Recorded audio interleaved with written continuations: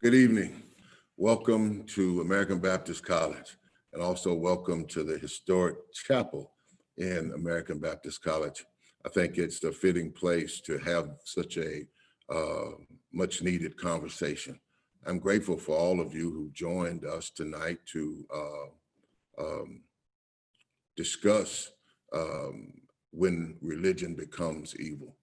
For many of you, you are aware of the statement of conscience that many people of faith signed on to about the things that we are committed to, irrespective of our faith traditions. So tonight I've put together what I think is a great panel of local pastors and scholars of varying faith traditions to engage us in this conversation. I must be candid and say that one of the reasons why I picked the individuals for tonight's discussion is their commitment, their public-facing commitment to the social justice issues that are facing us in our society. I wanted to hear from them, from their various faith traditions around their own commitment to social justice tonight. So the way I want to get this started, since these minutes don't last long and they're gone, I want to begin by introducing our panelists for this evening. Up would be Imam Ossama Bahloul, the resident scholar of the Islamic Center of Nashville. Ossama Bahloul, PhD, the resident scholar of the Islamic Center of Nashville, comes to Nashville with a wealth of experience and knowledge. He is a graduate of Al-Azhar University in Cairo, Egypt, where he earned his BA in Islamic studies, as well as his master's degree and ultimately his PhD. Dr. Bahloul completed his PhD in comparative religions. His thesis, entitled Critique of Christian Issues Within Will Durant's The Story of Civilization, is a much needed research area for our conversation tonight. Just a little bit more about him. Prior to his coming to the Islamic Center in Nashville, Dr. Bahloul was the Imam at the Islamic Center of Murfreesboro, where he led and supported the community through severe Islamophobic attacks while building the only mosque in Murfreesboro. All of this was, as many of you who are from Nashville, all of this was covered extensively in the media. Above all, Dr. Bahloul is a devoted and loving husband to his wife, Ivy Bahloul, and a caring, compassionate father to his three beautiful children, Jana, Adam, and Nora. Welcome, Dr. Bahloul. Secondly, we have Rabbi Shana Goldstein Mackler. She's been serving as the rabbi at the Temple Congregation Ohabai Sholom in Nashville. I probably didn't say that right.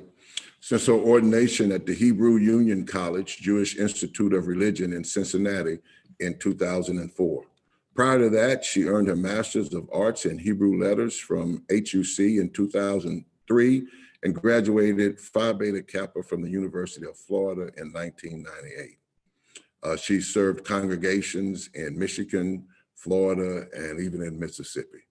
As a rabbi, she combines her love of Judaism and her passion for lifelong education, social justice, and interfaith work.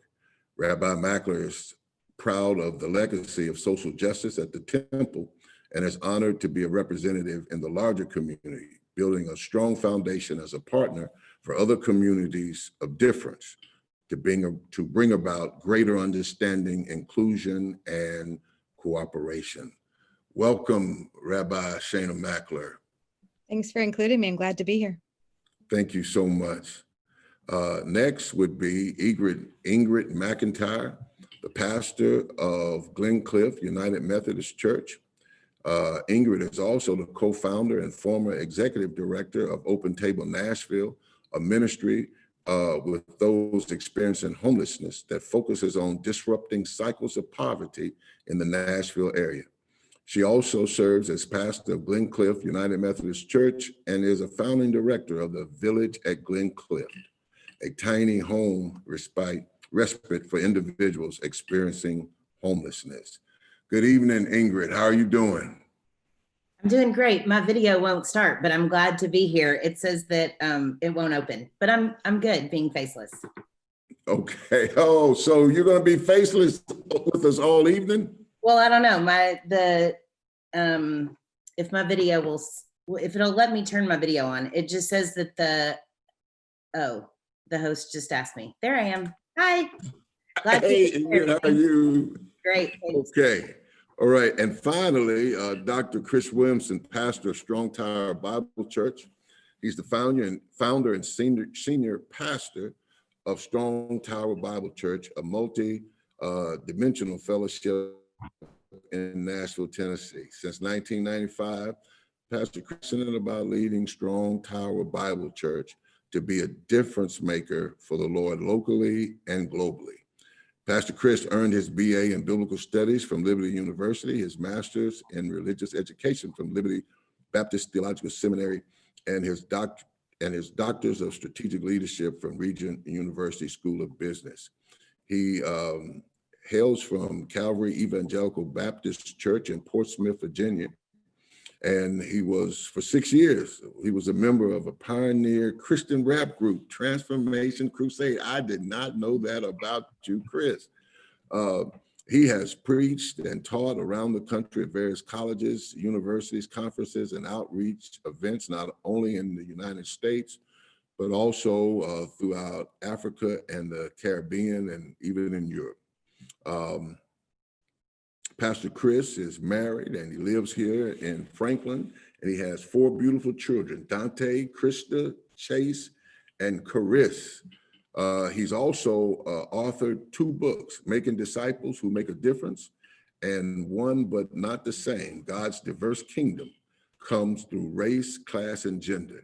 Welcome, Dr. Williamson. Pastor Tucker, it's good to see you again, my brother. Man, good to see you too. I am really glad to be in all of y'all's company this evening, primarily because we all have a relationship of some sort that our paths cross and our work has often dovetailed together. So hopefully, as I get over the earlier techno glitch, that I can settle down and hopefully help facilitate what I'm hoping will be a great conversation tonight. We have lost Dr. Harris, who is going to give us introductory remarks that I thought would really be helpful and even help crafting and framing this conversation. So at this point, Quentin, can you hear me? Yes, Have we located Dr. Harris yet? I do not see Dr. Harris. Okay, all right, that is, I guess that is what that is. So again, I welcome you to the campus of my alma mater, a place where I found my voice, the American Baptist College.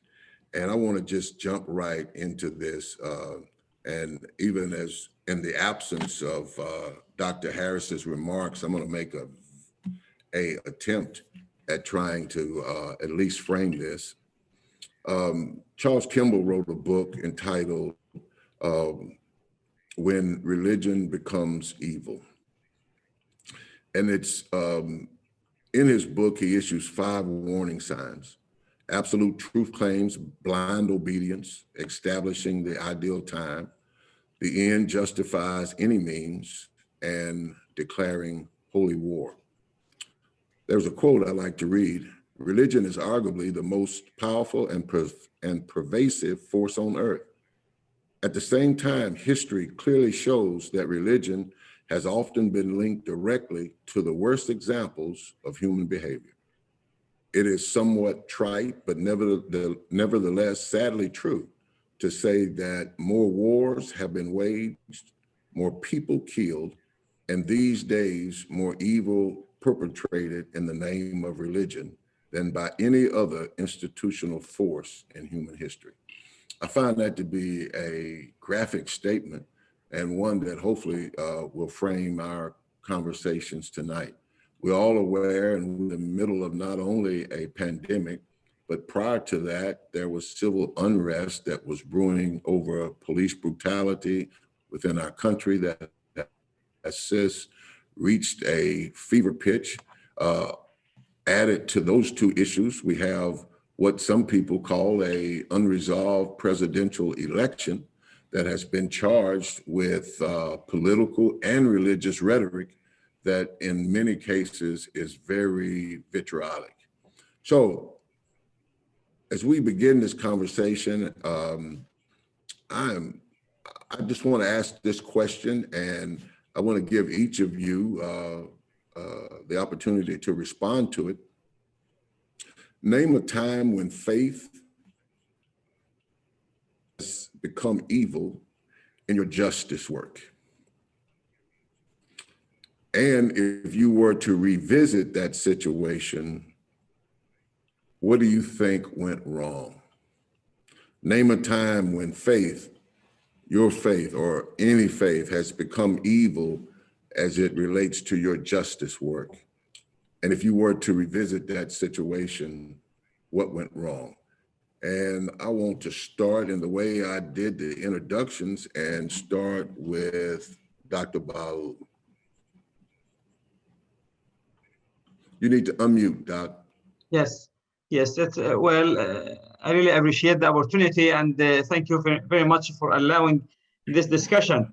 I think we can all agree that religion is very critical because religious people intend to claim at least that they are speaking in God's behalf. So we are not male or female anymore when speaking, when conveying a position from any secret text. The people are listening to us will assume that we are conveying to them God's position. So it's a very powerful position to have.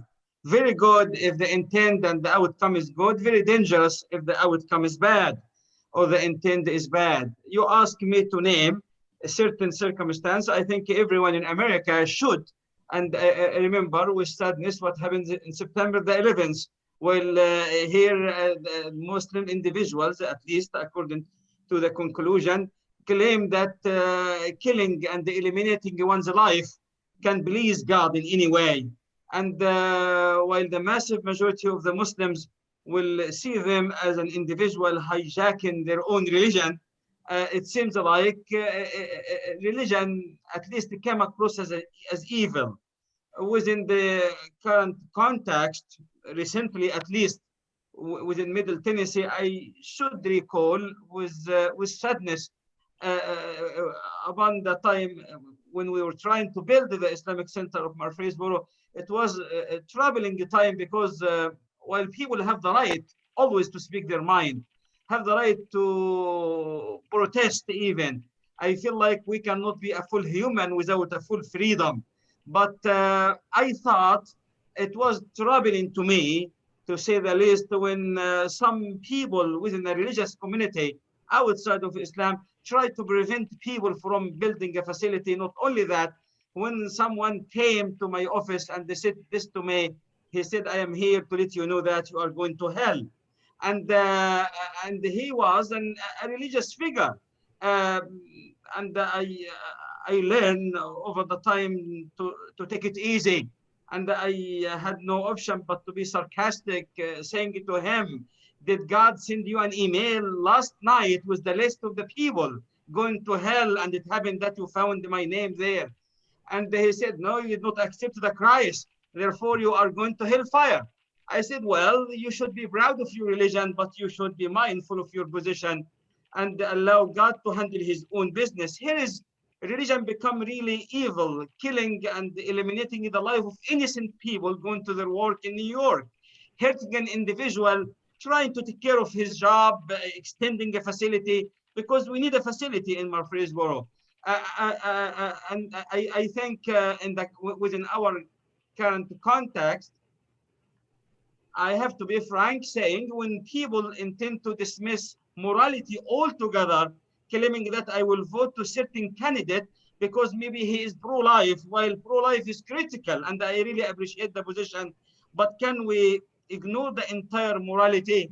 I feel maybe religion can come across troubling. And I remember maybe 7 years ago, when we start to deal with the movement, be away from religion. Religion is the source of trouble. I think religion is a very complicated being, and I think we see religion through our own perspective. A good individual will see religion to be really good. Troublemakers can do so much mess, claiming that he or she is praising God. Yes. Thank you. Thank you. Rabbi Mackler. Hi, thank you for that question. And I have to, say my experience personally is not nearly as deep as Imam Bahloul's experience with that tenor, that sort of just that amount of evil that had come out in such an obvious way. The question begs me to think about the quote by the late Rabbi Jonathan Sachs, who called that kind of evil altruistic evil. He wrote a book called Not in God's Name, and it talked about religious violence. And he uses this phrase altruistic evil to connote killing in the name of the God of life, or hating in the name of the God of love, or practicing cruelty in the name of the God of compassion. And I think that when we experience the hostility toward all the good work that is trying to be done, that's where we experience that altruistic evil. So in the justice work that I've done, my experience is when people have what some have called the evil of indifference, right? In their churches or in their synagogues or in their mosques or even in their own spiritual practice, when they abandon the good work, that love or the life or the compassion, that God that we say that we serve, when we allow the justice work to be undone, and we condone that indifference, I think that really is the evil that we allow to perpetuate. So I see that particularly in most recent, but with some of the racial justice that we've seen, and the messages denying the Black Lives Matter call,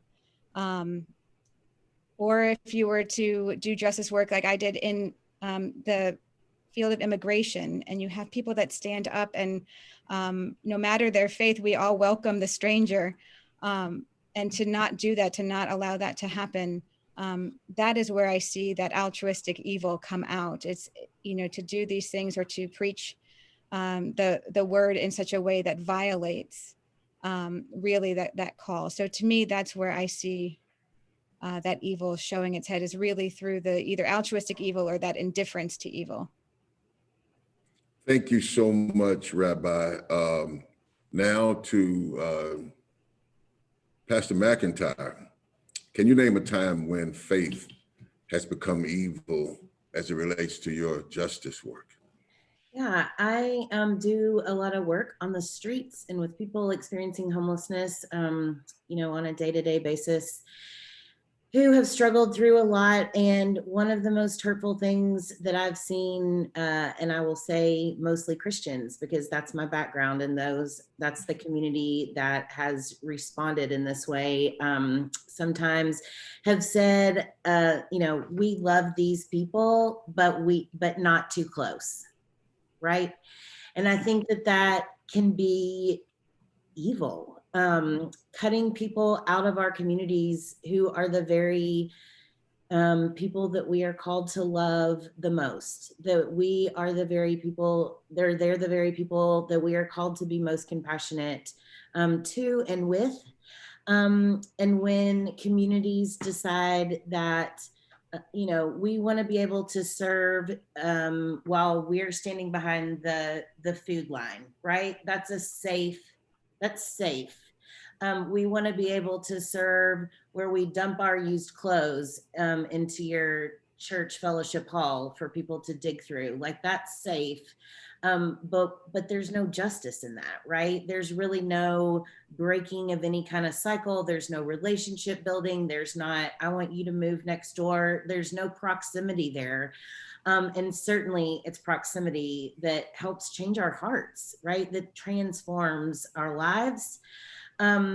And helps create more compassionate people. And so I think in my work, the hardest thing that it has went specifically around poverty and homelessness, which of course is very intersectional, but specifically with that, with those particular folks, it's been not understanding, I mean, it's fear, right? Fear creates this evil. But one of my most unfavorite quotes is, I love Jesus, but like, I love Jesus, but I don't want those people to live next door to me, right? So far that they would take us to the state Supreme Court to say, we don't want these people living in our neighborhood, right? I feel like that's evil. I mean, it is not, you know, two planes flying into the World Trade Center. I feel like it's a smaller evil, obviously, but is really hurtful at individual levels, and then obviously in systemic levels, because that spreads. And so what we say in our work is NIMBYism, right? Not in my backyard. So Christians who would love to talk about the money they spend, you know, buying poor people things, or the money that they spend on charity work, which again is important. And I don't want to say that that isn't important work. I call that kidney dialysis. Like, we're looking for the kidney, right? But you got to have dialysis along the way to keep you going. But when people really build literal walls in front of themselves to not have to see poverty, or to not want to interact with people in a different income bracket than them. And then of course the larger issue of wealth distribution, etc. But that's the evil that I have experienced. For the kidney, right? But you gotta have that. Thank you. Yeah. Dr. Williamson. Yes, sir. Get you to respond to that. Can you name a time when faith has become evil in your work? Sure. I believe that religion becomes evil when there is money to be made, land to be acquired, and people to oppress. The Bible says that the love of money is the root to all kinds of evil. So we know that the slave trade that began in the 1400s, it started because of money, a love of money, and it led to the oppression of people and the acquisition of land.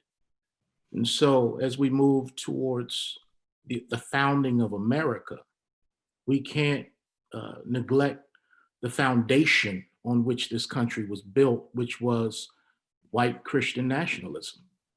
And for 400 years, since 1619, when my ancestors arrived here in Jamestown, we have been dealing with the ramifications of not only white Christian nationalism that nearly stomped out the indigenous peoples, that enslaved Africans and abused Asian people and Latino people, on and on and on. And I think that's the thing that all three religious traditions have in common here, and that is we all at some point have had to deal with white supremacy and the spirit of white nationalism, the religion of white nationalism that still has bearings on us today. When we think about the 81% that got Trump elected in 2016 and how that number rose for this election, and even rose with white women, white evangelical women voting for him. And so it has ruined our witness in many ways, because they are under the Christian umbrella. They profess to worship Jesus Christ. And yet it's that same spirit that my ancestors were carried to the Americas on ships named Jesus. And they were told to convert to Jesus. And they were given a slave Bible and all those kinds of things that have been constant in the American experience, but yet so quickly denied when those things are brought up, as to say that they have no bearings on today, that there is no ripple effect. But when it's right in front of your face and you are trying to, in my church, which is multiracial, also cross political, that you're trying to explain to Black people who are frustrated with the white Christian evangelical movement and their just acceptance of any and everything that the president says and does in the name of Christianity, in the name of abortion, in the name of same sex, in the name of marriage, that they have these things for their quote unquote platform. But to hear the xenophobia, to hear the misogyny, to hear the hate speech and them not say anything about it, to hear them defend Confederate iconography, there's just a disconnect that is hard in this culture to truly represent what Christianity really means. So there's a lot of educating we have to do, and realize that everybody's not down, with Christ, who says that they name his name. So that's part of my ministry, educating, teaching, again, taking down these strongholds in our community, Confederate flags, and dealing with framing history properly. So yeah, the work is ongoing.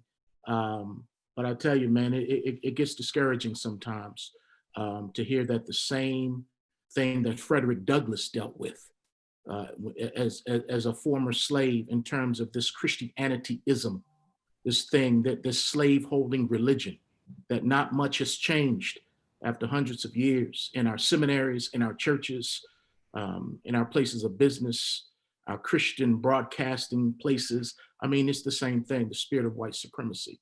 So it's evil, and that's what makes it evil. And I would say in every religion, in every faith, you have zealots and you have extremists that embarrass us, from Dylan Roof to, as my brother mentioned, the men who claim to represent Islam flying planes into buildings.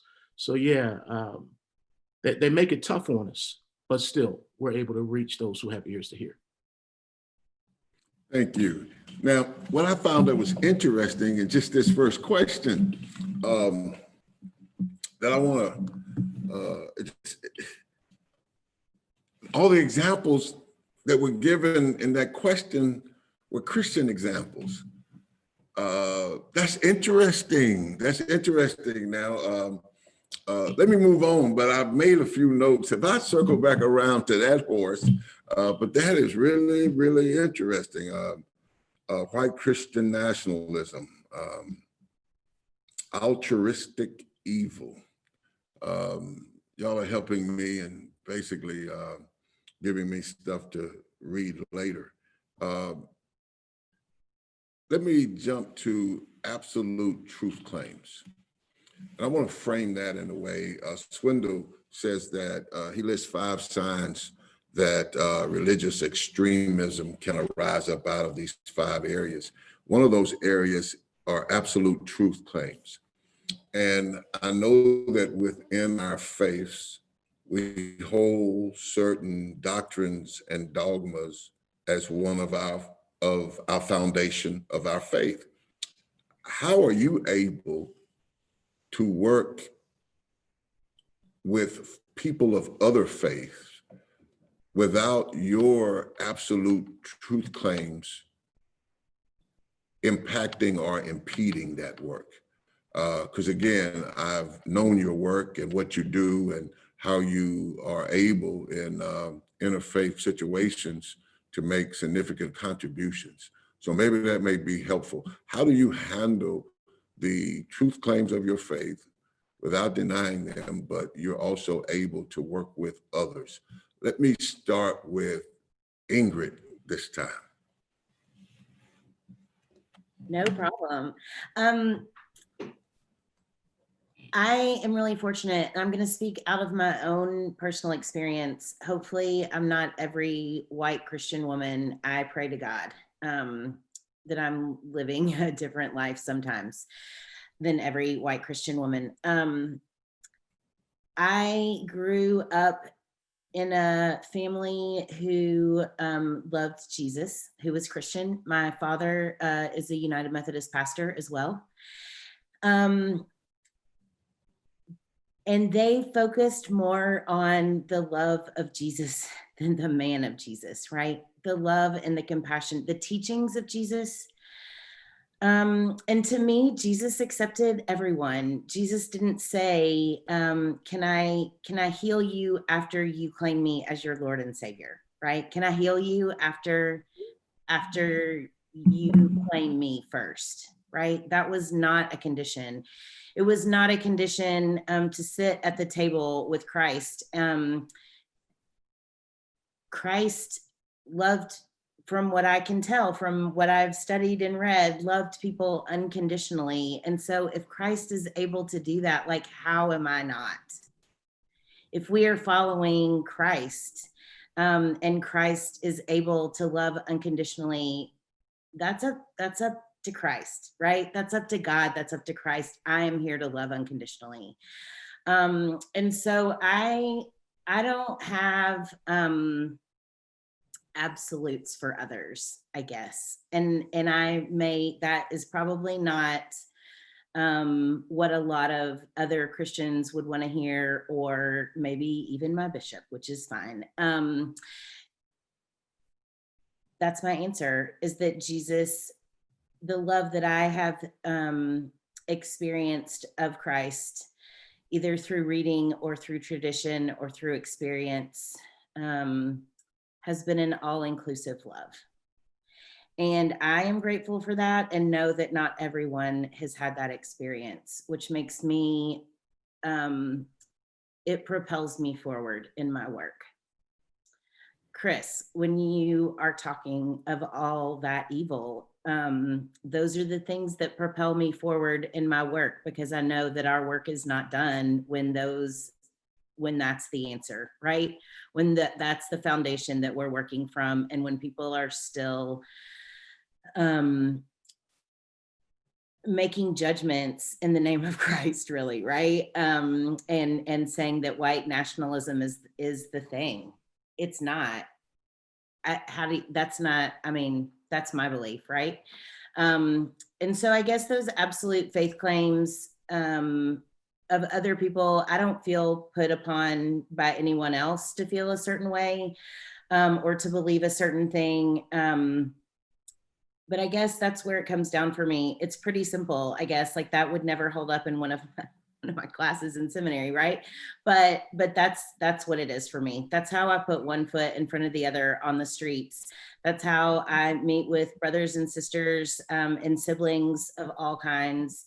To me, it is an unconditional love where everyone is welcome, and that is not a judgment. No, there is no judgment from me, because that is not what I saw in the example of Christ. Thank you. Dr. Bahloul. Well, Islamically speaking, we are in a very comfortable position, because God mentioned this issue very clearly within a text. When you said, you have your religion and I have mine. First, to believe in the power of God. If God wants to create us all identical, he has the power to do this. Regardless of the God you have, your God should be powerful, and he or she can do whatever he or she wants to do. So God intentionally created us like this, made us into tribes and nations, for us actually to get to know one another. Secondly, it's a part of my belief that I must not be concerned at all about changing anyone's mind. A result is not anything bother me, really. Well, I'm supposed to be myself, and I will share what I have with people around me. For them to accept or not, it's not any of my business. Thirdly, I believe strongly that if anyone claims that she or he believes in God, he or she must not be able to have hatred feeling toward anyone. As simple as that. If your heart is full of love toward the God, you cannot really hate his creatures. And I don't think we should aim to have an agreement all of the time, but we should invest in intellectual agreement and disagreement. It's a discussion.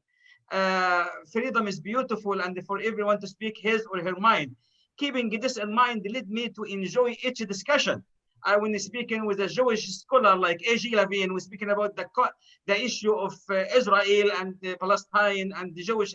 I enjoy the discussion, and I know that she intends well, and I know she knows that I have a good intention, and we enjoy the outcome. When speaking even with evangelical, trying to hammer Muslim heavily, I try my very best to be mindful of their intent. In their mind, they want me to be saved. So I appreciate really their intention. They might come across quite aggressive, but I try to remind myself all of the time that he is trying to save me. She is trying to save me. But as I said to one of the evangelical friends, Muslims are potential customers, and you guys are not doing a good job hating all of us. You should be nice with us. At least we might think about the idea of accepting the Christ. And if we are your enemy, as you claim, Jesus said, pray for us, pray for your enemy. I feel like the outcome in God's hand. It's not any of my business. I'm going to do my part. I see everyone around me that I agree or disagree as really my brother or sister. This is not being nice or not. It's a fact that we all came from Adam and Eve, unless any of you guys came from somewhere else. All of us came from Adam and Eve. So we are related. This is why I have this ease. I'm very comfortable. I try to tackle issue, not to damage individuals. So when I hear an argument, I hear the argument. I don't hear Chris or Tucker or others. I hear an issue. I try to deal with the issue, and I try my very best to have a clean heart toward the individuals, but have a strong argument against the opinion he or she might raise, and I feel comfortable with that. Yes, sir. Thank you so much. I'm sitting here writing notes and everything. I think this is really great. Let me switch up, but I'm gonna let Rabbi wrap this up by having Chris come before she comes. How you deal with these absolute faith/truth claims from our faith that allows you to still work with folk of other faiths?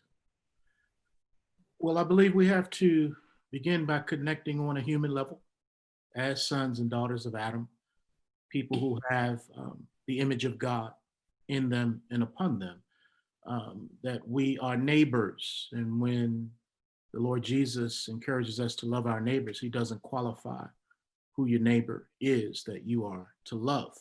So we connect on a human level. And I've never been in the military, but I've been told that it doesn't matter the ethnicity or the religion or the gender of the person in the foxhole with you, as long as they're shooting in the same direction at the same enemy. And so if we think of justice or injustice as the foxhole, I don't care who you are. If you are fighting for my humanity, and if you're fighting with me for me to experience justice, then I welcome you to the cause. As a matter of fact, it was Malcolm X who helped me with that understanding, because when he came from Mecca, when he came back to America from Mecca, his worldview had opened up tremendously. And he came back and said that he would stop making sweeping indictments against white people, because it was in Mecca that he recognized that there were European Muslims there and Muslims from all over the planet. And so his worldview was exposed because of what he had experienced in Mecca. And when he came back, he developed a coalition of like-minded people who had as their number one agenda the liberation and the justice of Black Americans. And he went on record as saying, if you are for that agenda, then you and I can fight together. So I think when there are noteworthy issues and problems and agendas in the community, it doesn't matter who shows up to come against that. It matters that people show up to come against that. And it was Martin Luther King who said, injustice anywhere is a threat to justice everywhere. And I'll go a step further and say, injustice to anyone is injustice to everyone. So again, we connect on a human level. There's a time and a place to discuss religion, but usually it's not the right time or the right place to talk about it. And so there's a time for that. But right now we connect on a more human, soulish level for the advancement of people and to make sure that everyone has access to equality and human dignity. Thank you. Thank you, Dr. Williamson. Okay, to wrap up this question, Rabbi Shana Mackler.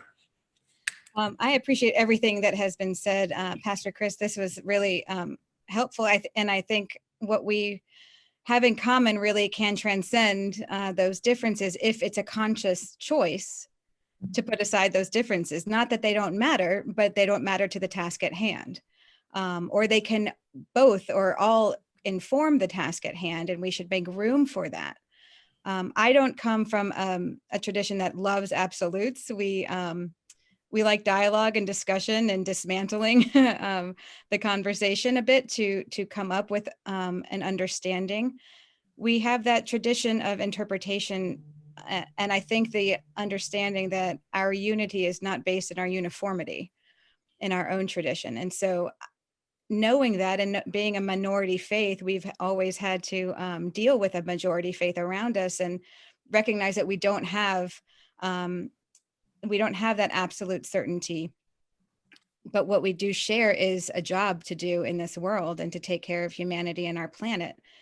I think what happens for us is like what Imam Bahloul was saying, is that, you know, we do get some conversations about conversion and proselytizing, and it's not our way. But I've come to understand that it does come from a place of love. And I think that having that conversation and recognizing that diffuses any hostility I might have from someone else mentioning that to me. I want to understand it more, and I want to be able to find the places that we do have connection. And I think that's the work I know with you, Pastor Tucker, and with the Imam, and with Ingrid. I don't know Chris as well. To be able to do that work together, we have those conversations. And the jurist, Oliver Wendell Holmes, I think he said something like certitude leads to violence, right? It stops all discussion, and it can only lead to violence, because when you are planted so firmly in one place, there's nowhere to go, right? So you have to fight it off. And I think that we have to stop confusing rightness with righteousness.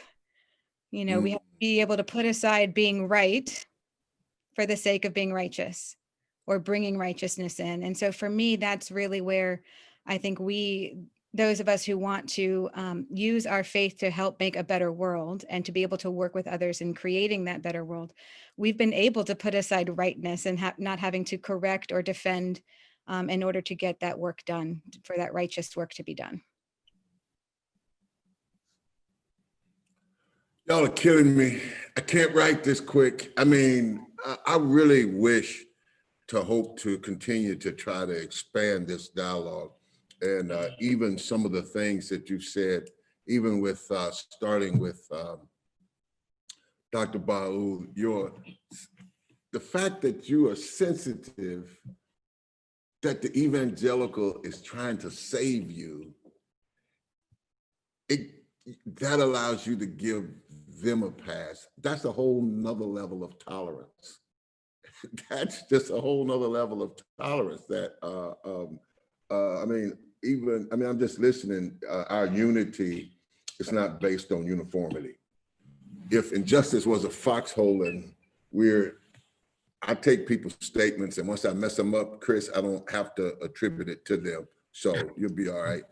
But if injustice is a foxhole and justice is a target and everybody's shooting in that direction,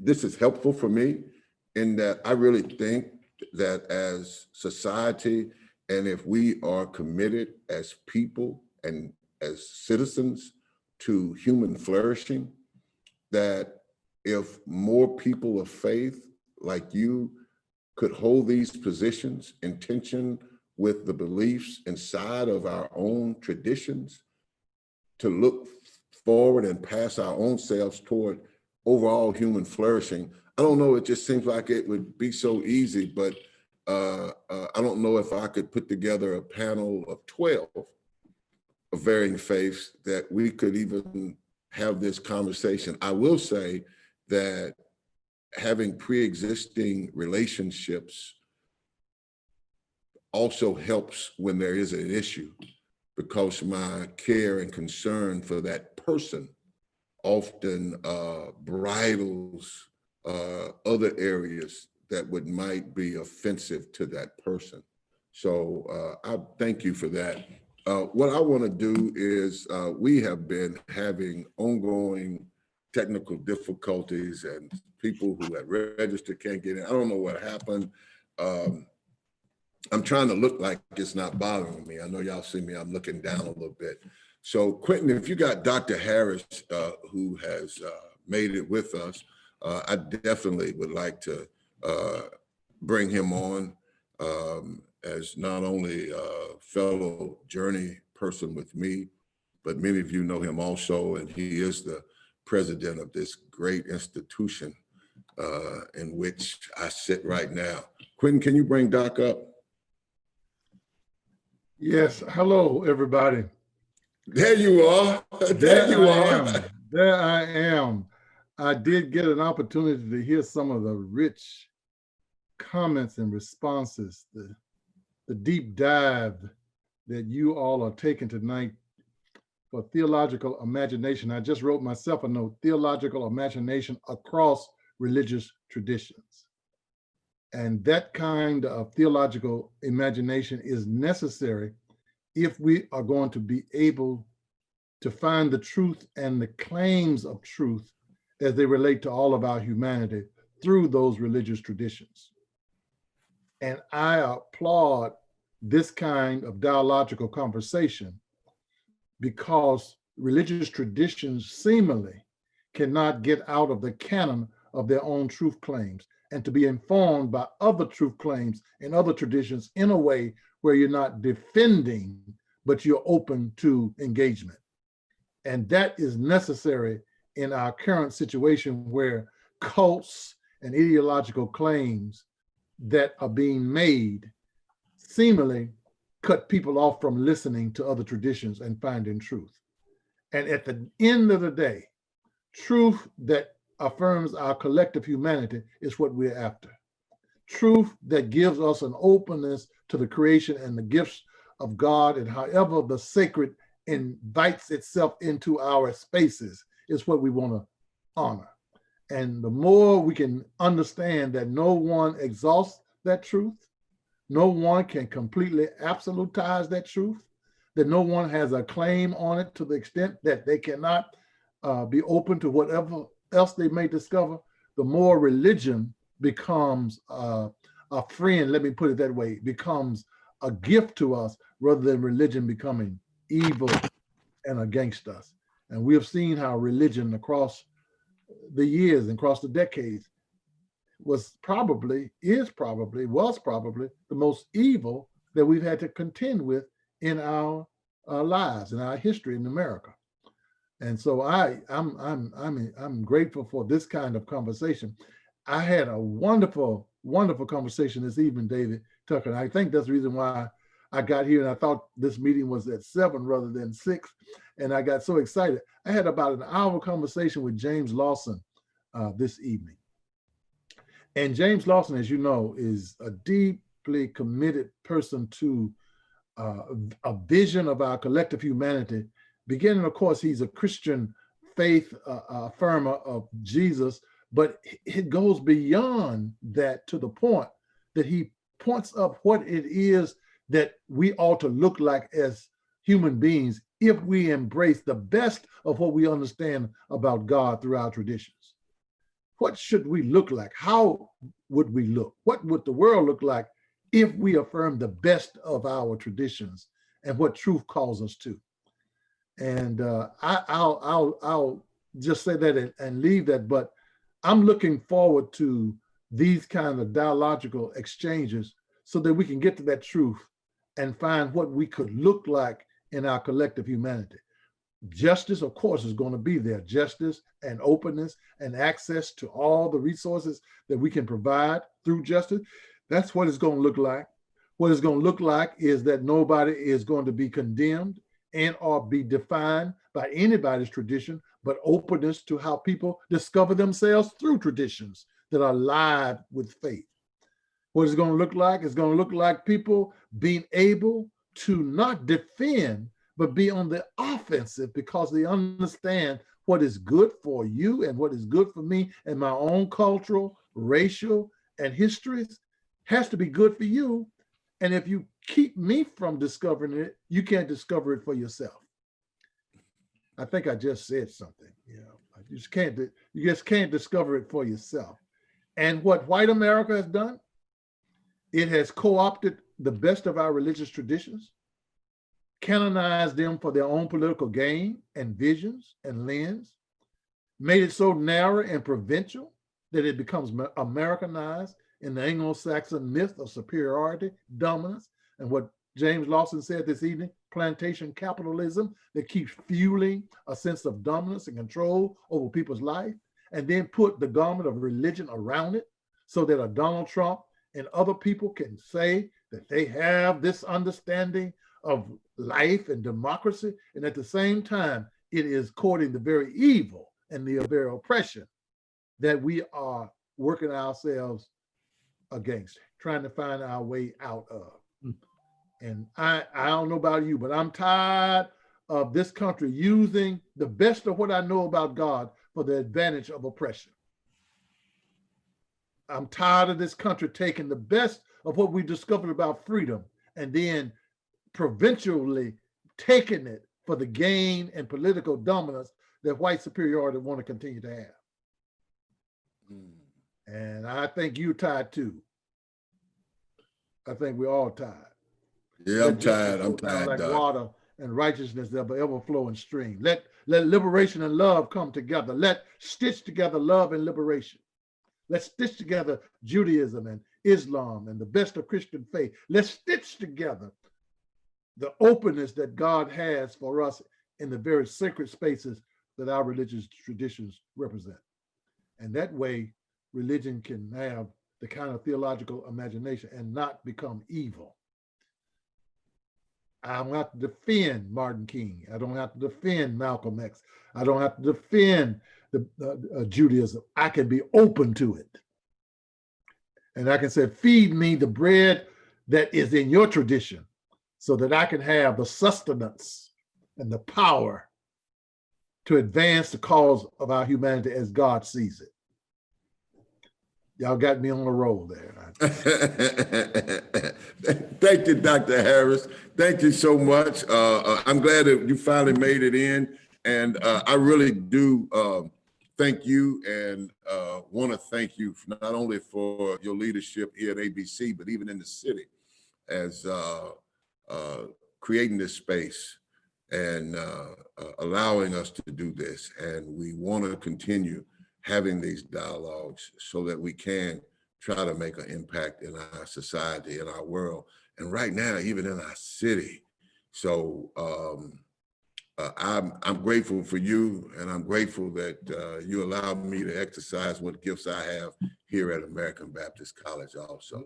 Yeah, let me just say I'm grateful for you, Davie Tucker, and I say that heartfelt and with the intimacy of our relationship and collegiality now, but friendship as well. There are rare times when people develop in a space where their own gifts, as you just said, but those gifts are used and being able to be used for a larger purpose, and they can be impactful. And we were fortunate to get this support from the Lilly Endowment for Thriving Congregations, and I'm just pleased with the work that Davie Tucker is doing and having these kind of conversations within the resources of that grant.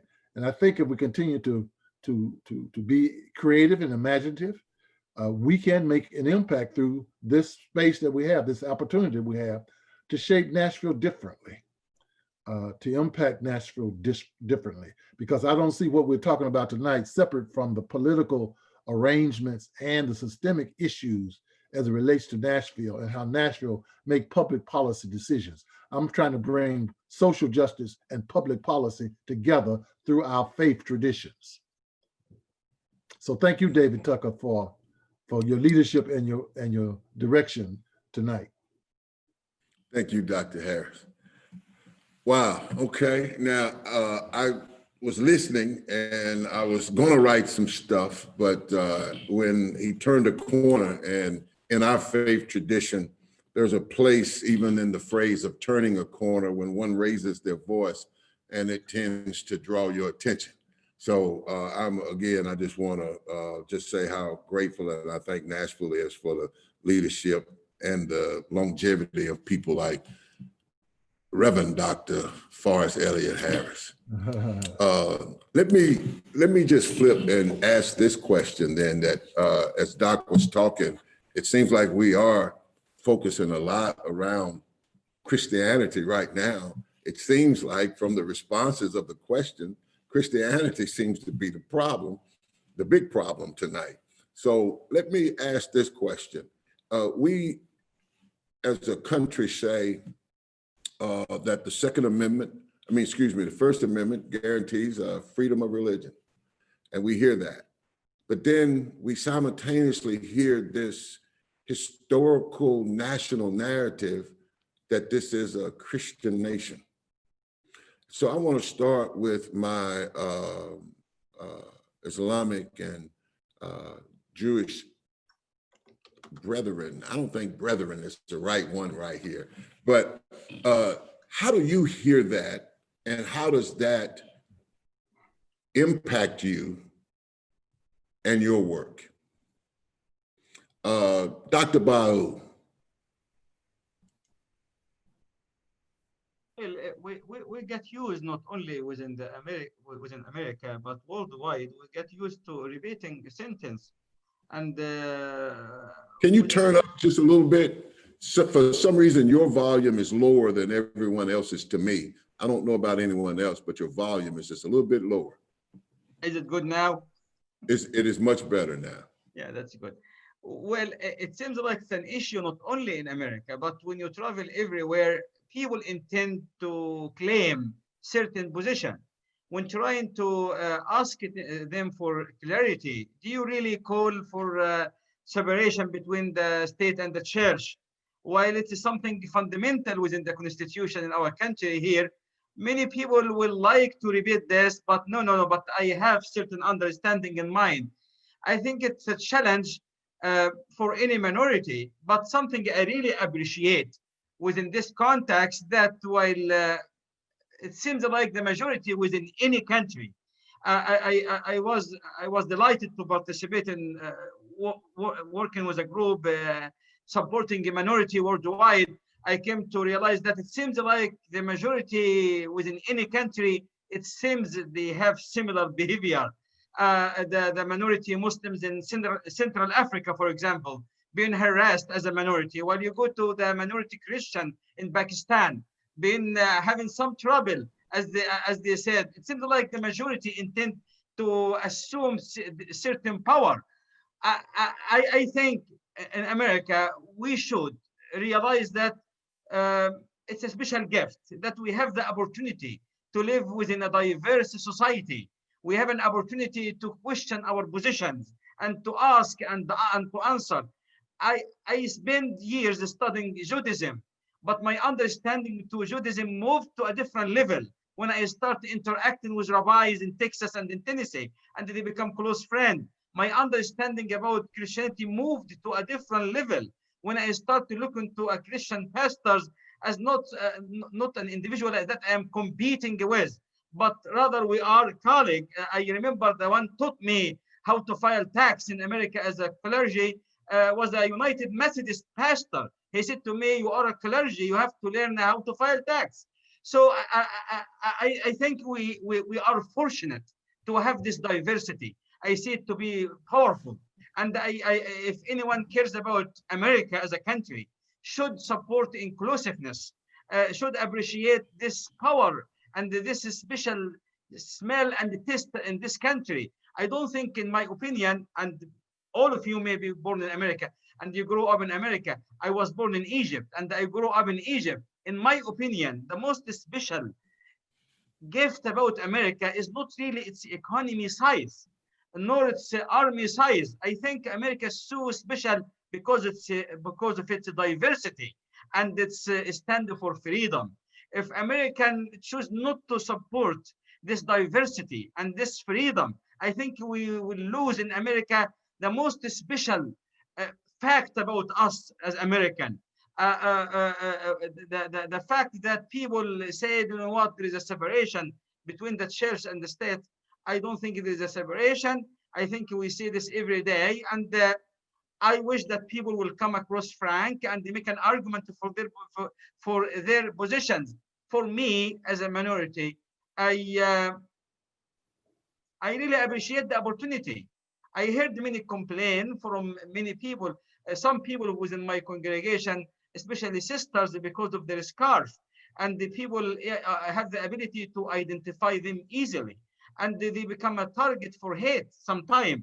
I understand this and it bothers me, but I see an opportunity for us really to reevaluate our positions, an opportunity for us to be part of a special fabric and be a model for the human family.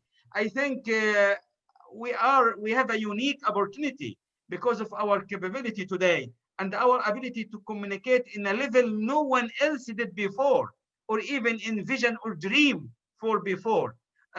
We have a special tools, but these tools can be damaging if the one controlling the tool really has bad heart or bad mind. So I intend to be optimistic personally.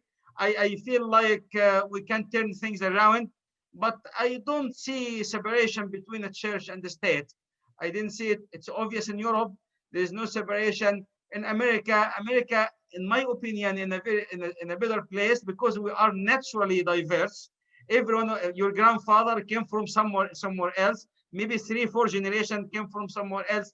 But I feel like we can see what we are going through as an opportunity, and let us shape each other's. And then the religious community can be part of the solution, not really the cause of illness.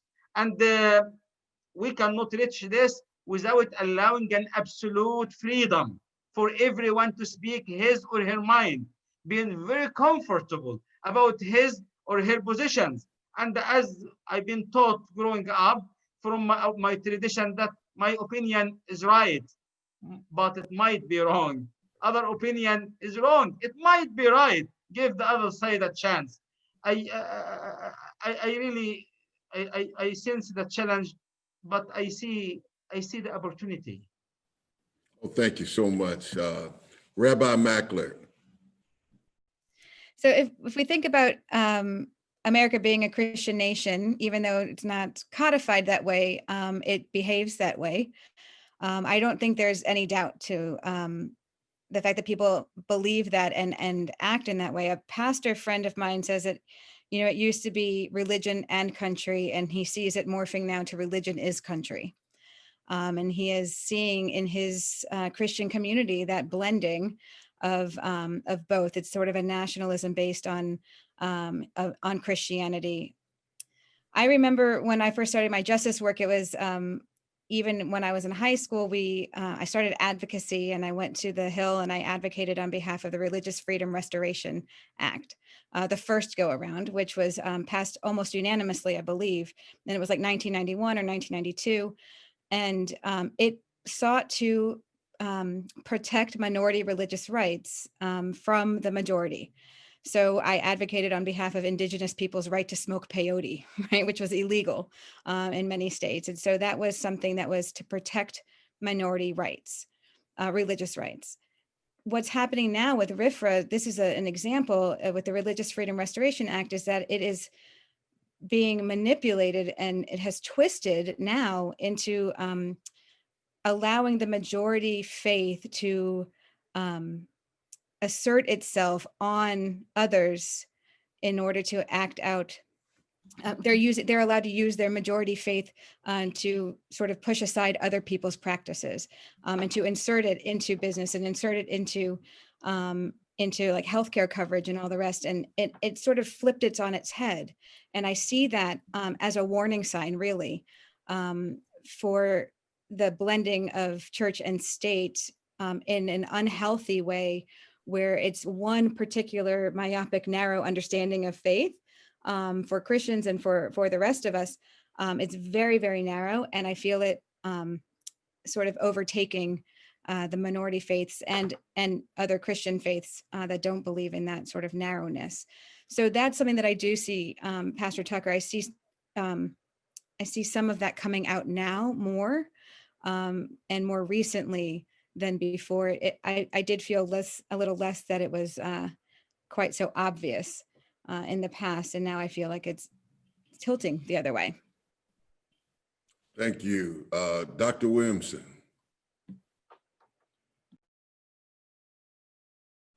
You need to unmute. You know, once again, the history can't be denied, even though many people try to overlook it or even rewrite it. But when 11 of the first 15 presidents were slave owners, and even Thomas Jefferson, who helped frame the Constitution, Declaration of Independence, was a deist, that it's hard to say, once again, that this is a Christian nation. And the sins that were committed, once again, in the name of Jesus. It was Christian in name, but not Christian in practice or reality. And as my brother said, my Imam brother said, that the pastor, the evangelical pastor, told him he was going to hell. And then there was someone else that he mentioned that, you know, you're doing a poor job basically of evangelizing me. So when I looked over here at the questions in the chat, and someone was talking about, you know, when is there a time and a place for religion?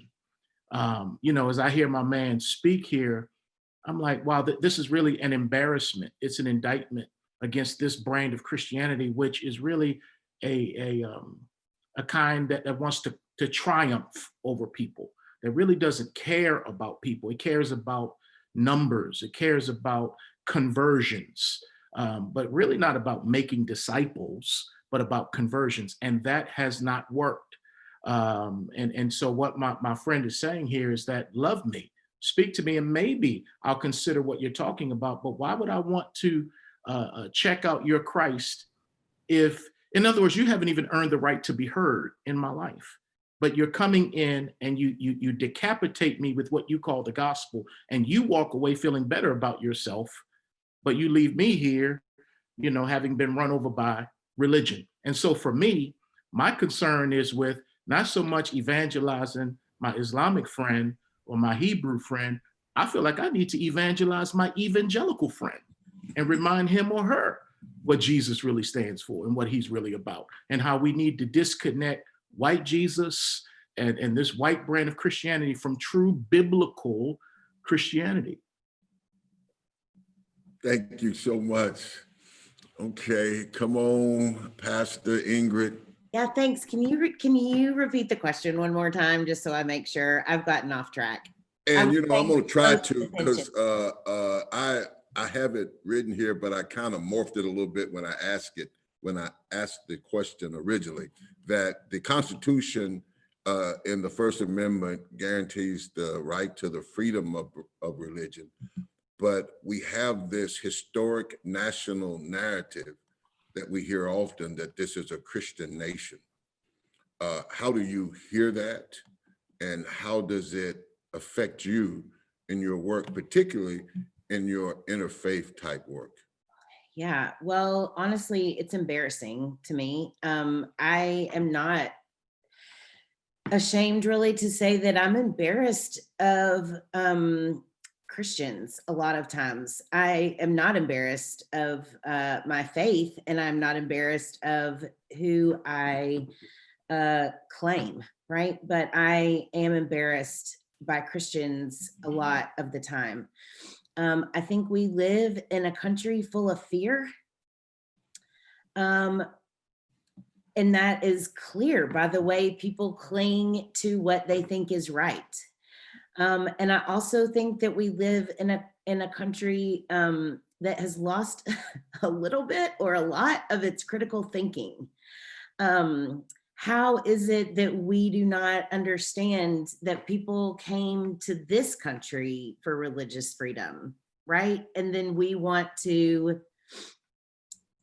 oppress others for wanting the very same thing that, like, we, whatever, my heritage, people from Ireland and Germany, or, you know, Scotland, wherever, came over to find that religious freedom. And so how I just, Avi Poster made a comment over here on the chat, and it says, it's hard. He is a lifelong teacher. It's hard to be a lifelong teacher, or he says also a teacher in the pulpit, right? A clergy person, and to see people of faith acting this way. What have we done wrong? Like, how have we gone so far off course that we cannot use our critical minds to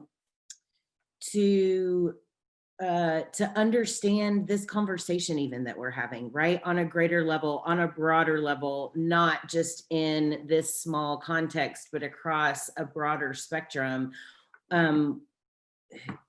What made people so afraid that they have to say, I'm right, all of the time? And that I cannot, Dr. Harris, like you were saying, I cannot be open to this, right? I cannot share this experience with you. I have to be right, and it has to be my way. So that is how I feel. That's how I feel about it.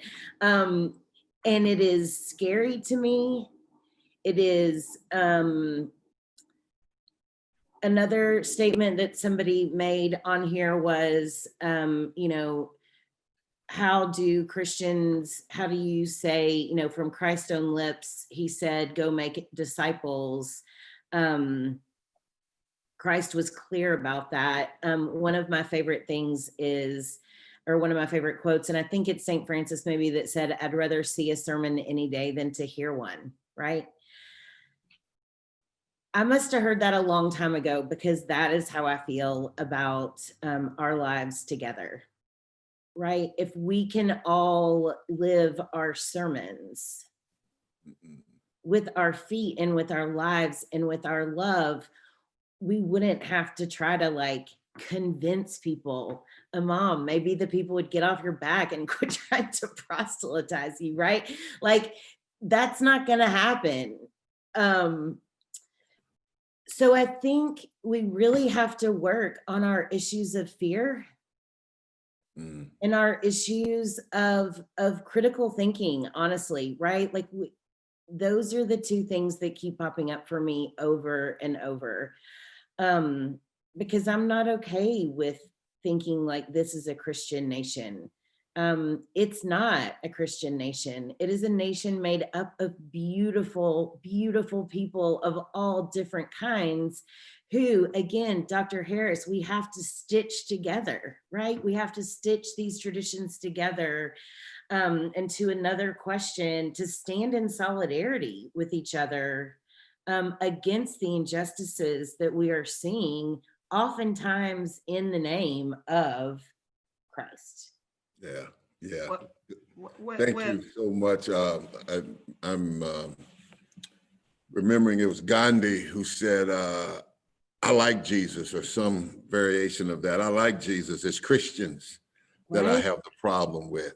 I want to read one question here, and I knew this time would go so quick, but one of my cohorts in crime, Neely Hicks, has a question in here, who we've worked together over the last several weeks on the engaging politics and religion. And so she has a question in here, but let me give a shout out to one of the sages in my life, Avi Poster. He is, I hate saying it publicly, but I love you, Avi, okay? I said it once, I'm not gonna do it again. Neely put in the chat, how might people of differing faith traditions stand together against the bastardization of religion rather than pointing fingers at others' religions? How might people of differing faith traditions stand together? And so we're getting close to the end of time. And so if you can think about that also in the sense of, I wanted to be able to ask you, what is it also about your faith tradition that I could learn from? Tell me something that blesses your spirit and your faith tradition that could possibly be a blessing to my spirit also. So let me start this time with Chris. Wow, those are two heavy questions. And Yeah, they are. Yeah, they are. And I don't even know if they can be put together, but if nothing else, I had to give a major shout out to Neely Hicks, who is also serving under Pastor McIntyre out there, who also has a cohort, a Reverend Joy Bronson, who is also on staff here at American Baptist College. She is the program director for the other Lilly Grant that Dr. Harris talked about, Leading Lives of Meaning and Purpose. So I've been riding some of Pastor McIntyre's horses. So. Well, to answer the first question. Address that. You can either address the one question I asked, or what is it that about your faith tradition that blesses you that may be a blessing to me also? Well, I'll try to briefly hit both. The first question in terms of how we can come together. I think once again, it's the cause. That there has to be a cause, a human crisis, a human need that brings us together, because we connect in God's neighborhood in terms of humanity.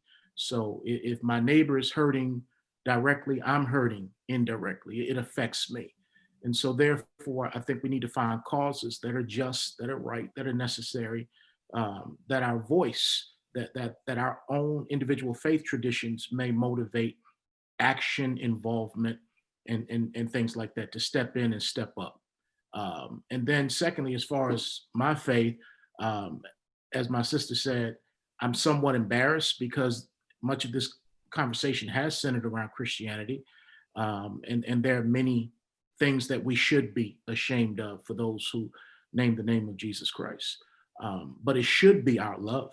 It should be our care, our concern to visit those who are in prison, to clothe the naked, to feed the hungry, to give water to the thirsty, to welcome the foreigner and the stranger. Those are the things that should indicate that we're Christ followers. But unfortunately, people hide behind political platforms and denominationalism, and those things usually don't signal love. They usually signal divisiveness and hate, and a kind of, again, superiority over others who are not only not like them by way of race, but also not like them by way of their religion. So, but I would hope it would be my love for you. Thank you so much. Rabbi Mackler. Yes, so those are challenging questions to address together, but what resonates with me is really the concept of fear. When we're talking about the politics of fear, we're really understanding where that evil is coming from. And it's perpetuated, I think, from pulpits. I think that's a way to keep the power, is to, instead of talking about hope, people talk about fear. And when we talk about pointing fingers at others, as Neely mentioned, or bastardizing others, I think the concept really comes, that rivalry comes from a function of a belief that in scarcity, right? That there's not enough for all of us. So there's not enough of God's love for all of us. So I have to, if I don't have any, or if you have it, then I need it. And so God, it's putting God in this way that we can't all have a sense of that love, right? It's minimizing God in a way that makes God's love scarce. So then we have to fight over it. And it's being henpecked, right? So the biggest ones are gonna go first. And I think that that's sort of what we're perpetuating with this idea of scarcity when we're talking about religious values, that we're promoting fear instead of hope, and we're overshadowing what the good that religion can do, and really perpetuating the evil when we allow for that sort of rivalry to take place. And instead we can show how wide that embraces. And I think we talked about it by our relationships, by modeling that. That we know sometimes the interfaith work is done by clergy, right? We know that sometimes it really is the head of the congregation that goes out and involves itself with the other people that are the heads of their congregations instead of our members. But slowly it can be our members as well. It does happen the opposite, like we have Avi and others that I've seen on this call that sort of push the clergy into doing those right things. They're our moral compass as well. But I think by modeling, that proximity, those relationships, that's how we can stand together. It's by living it and really believing it, not just on a panel, but as you have done, showing up, being there, calling when someone's not there, or when something happens to a community. That modeling, I think can go a long way. What I can tell you that's going to give you a sense of spirit or lift your spirit, I think listening to some of the conversation, I think one of our aphorisms is, when in a place where there is no good human soul, be a good human soul, right? So even in your own faith, when there's something, when it doesn't seem like the people are acting out their faith, act out your faith. Right? You be responsible for what you can control, and you can control being a good person, not even when no one else is doing that. So it's one of my favorite quotes. So there, hopefully that'll lift your spirit a little, Davie.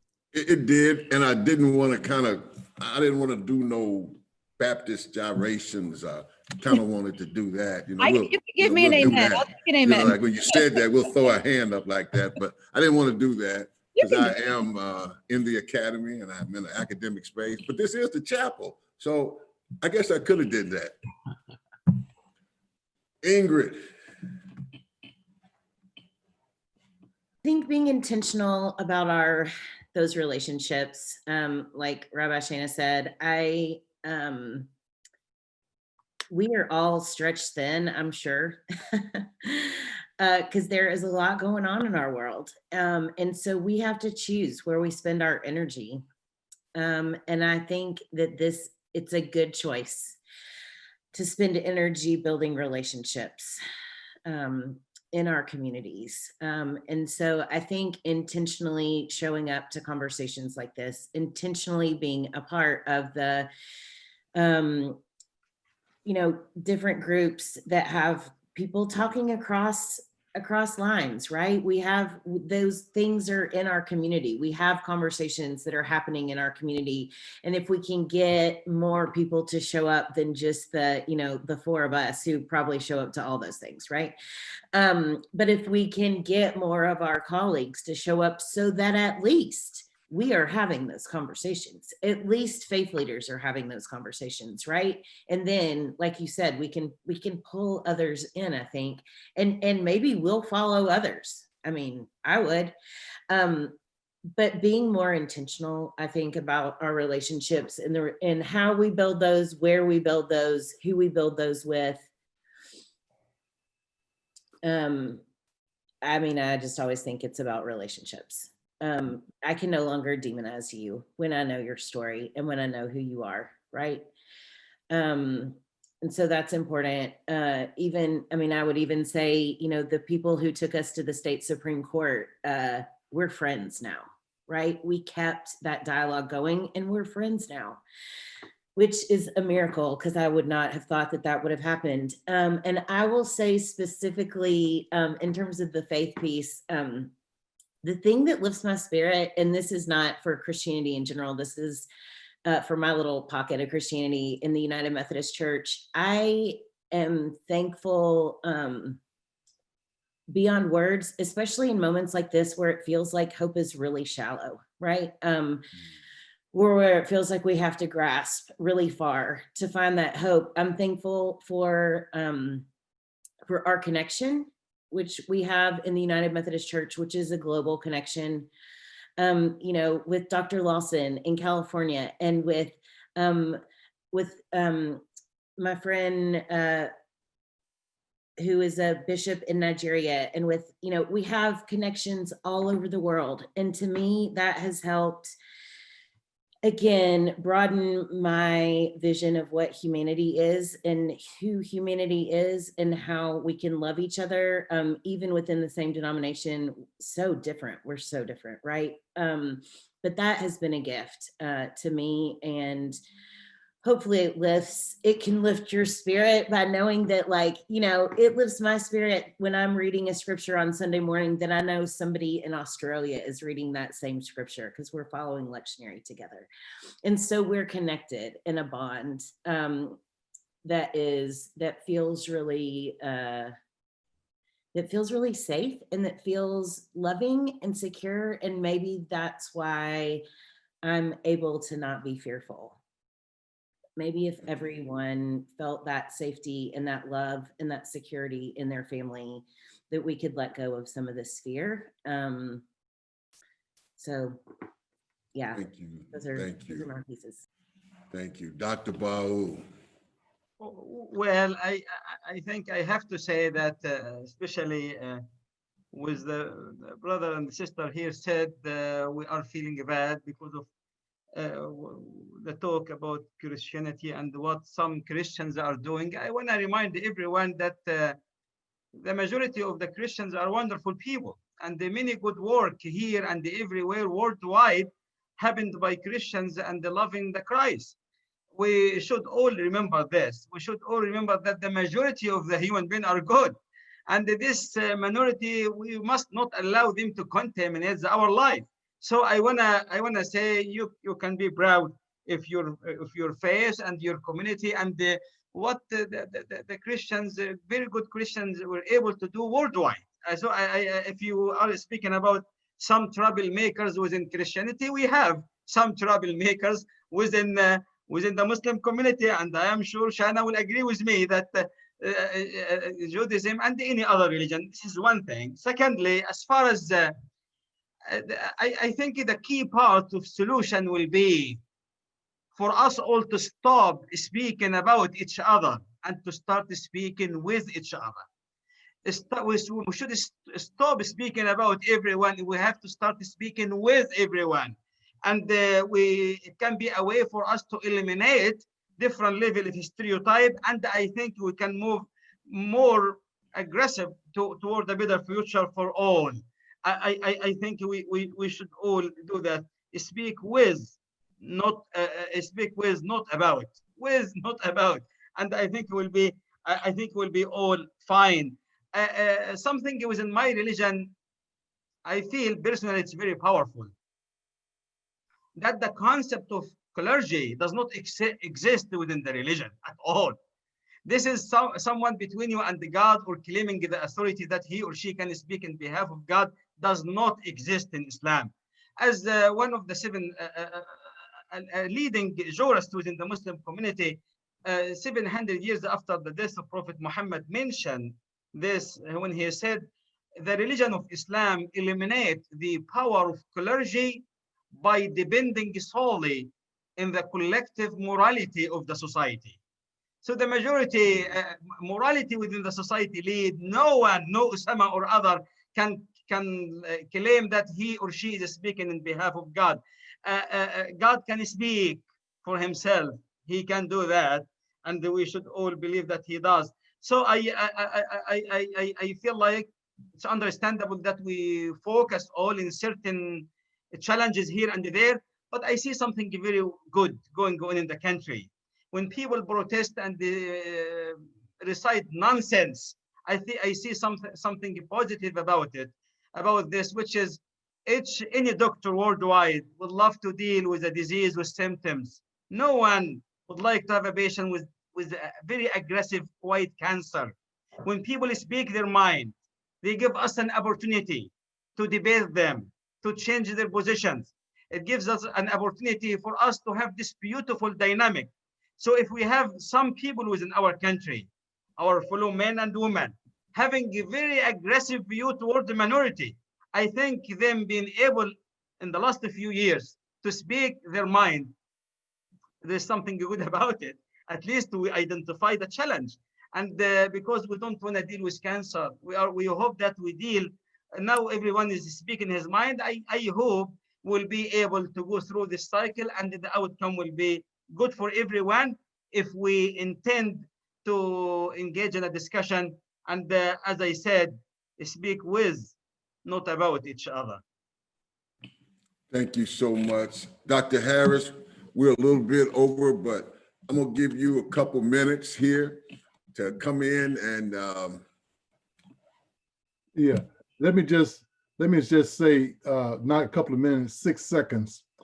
I've been very, very touched by your comments, especially that which touches the spaces that we all want to exist in when we need to be affirmed, when we need to be affirmed in a world that does not affirm, does not know how to affirm. And each of your statements came across as affirming. And that is what is so needed at this stage of our lives, is where do people find deep affirmation for their humanity? And they should find it in our religious spaces. There was an article written by Eric Brown in the opinion section of the Tennessean, and he was referring to the life of John Lewis. And he said, if the proverb is right, that one does not die until everyone that person touches is gone, then John Lewis will be with us for a long time. What I think the best of a tradition can come to affirm is how people are touched deeply, deeply in their sense of sacred space and self, to the point wherein they cannot live with the contradictions of the world against that. They cannot accept injustice. They cannot accept hate. They cannot accept division. They cannot accept anything that does not look like what they've seen by their being touched. And there are some people in all of our lives that have deeply touched us. And my mother, who's 94, still living, I talked to her today, deeply touched. Religion and faith and the things we've talked about, love, the things we talked about, fear and overcoming fear because we have something greater than fear. We can overcome it because we have something greater than it. That is deeply touching. So I'll leave it at that. That's more than 6 seconds, but I think we have been touched, all of us. We've been touched. And in that being touched, it's Shana, it's the glory of what Kirk Byron Jones said earlier today, who I had a conversation with as well. He said we can get through the horror because we have a hallelujah. We can get through the horror because we have a hallelujah. Thank you so much. thank you. And I would like to, even as I'm thinking now, this cannot stop right here.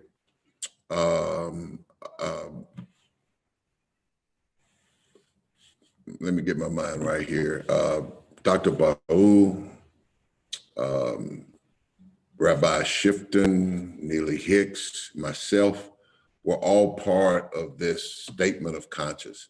And there are 4 areas that we agreed, and many of the signers who signed it, that's now reaching toward 1,000, say that these 4 things can help move our society forward. And so I'm really thinking now about how to bring us back together, how to get a larger group of interfaith folk to try to do some of the things that we talked about here today.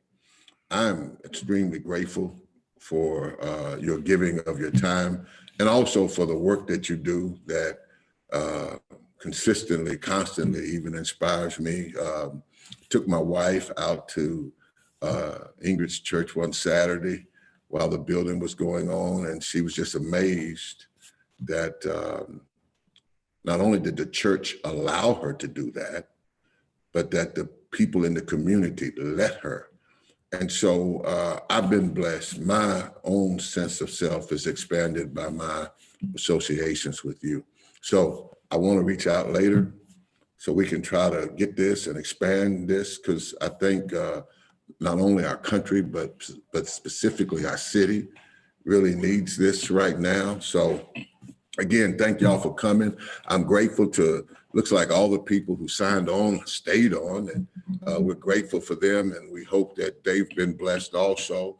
And as I sign off, I'm going to try something that I'm probably going to mess up all the way on.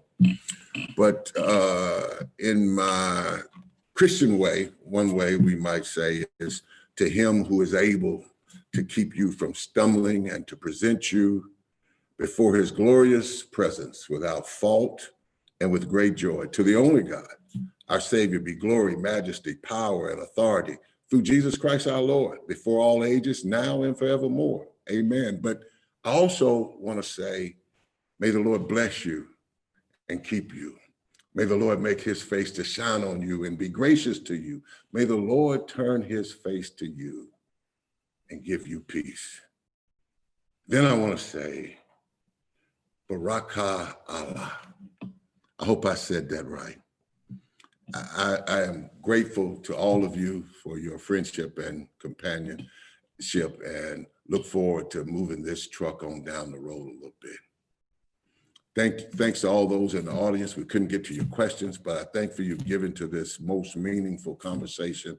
And this will not be the last time that you hear from us. Peace. Amen.